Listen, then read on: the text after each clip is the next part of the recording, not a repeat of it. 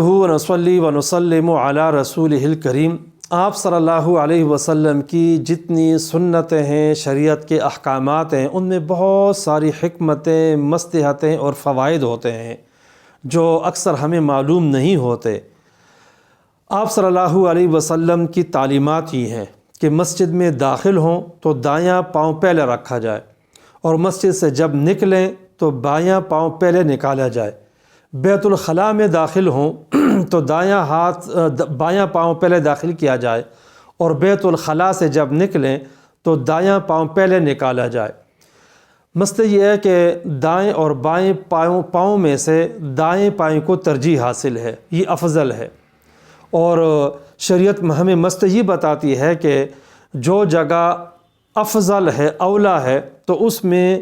افضل پاؤں رکھا جائے۔ اب مسجد کا اندرونی حصہ ہے اور بیرونی حصہ ہے، تو بیرونی حصے سے اندرونی حصہ افضل ہے، لہٰذا مسجد میں داخل ہوں گے تو دایاں پاؤں جو ہے وہ پہلے داخل کیا جائے گا۔ پھر نکلتے ہوئے ظاہر ہے کہ بیرونی حصہ کوئی اچھا نہیں ہے، اندرونی حصہ اچھا ہے، اس لیے دایاں پاؤں مسجد میں ہی رکھا جائے اور بایاں پاؤں نکال دیا جائے۔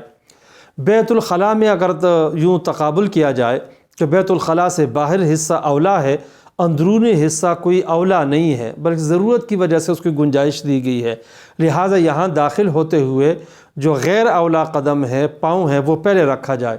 اور نکلتے ہوئے اب ظاہر ہے کہ باہر والا حصہ اولا ہے تو دایاں پاؤں پہلے باہر نکالنے کا حکم ہے۔ اب اس میں حکمت یہ ہے کہ جدید میڈیکل سائنس اور اب ڈاکٹروں کی یہ تحقیق یہ ہے کہ انسان اگر کھڑا ہے اور اس کے پاؤں آگے پیچھے ہیں، اسی دوران اگر اس کی روح قبض ہو، اس کو ہارٹ اٹیک ہو اور وہ مر جاتا ہے اس دوران، تو جس طرف اس کا دایاں قدم ہوتا ہے انسان اس طرف گرتا ہے۔ اب دیکھیں، جب مسجد میں داخل ہو رہا ہے اور دایاں قدم اندر رکھا، اللہ نہ کرے اس دوران اگر یہ مرتا ہے، روح قبض ہوتی ہے، تو یہ مسجد میں جا کر گرے گا، اور